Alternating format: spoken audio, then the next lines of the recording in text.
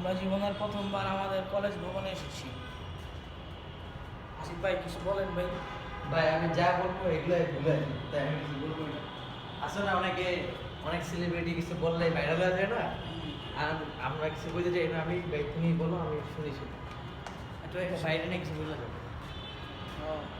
আমাদের মেধাবী শিক্ষার্থী আমিত হাসান সড়ক অ্যাক্সিডেন্টে মারা গেছে। সড়ক দুর্ঘটনায় মারা গেছে। সবাই তার জন্য দোয়া করবেন যাতে তিনি জান্নাতবাসী হয়।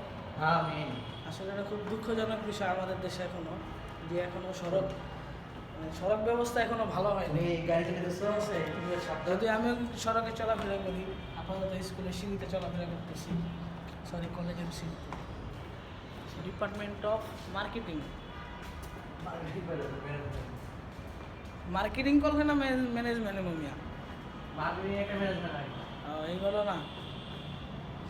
দেখা হবে সবার সাথে আগামী কোনো কলেজের ভার্সিটির ভিডিওতে।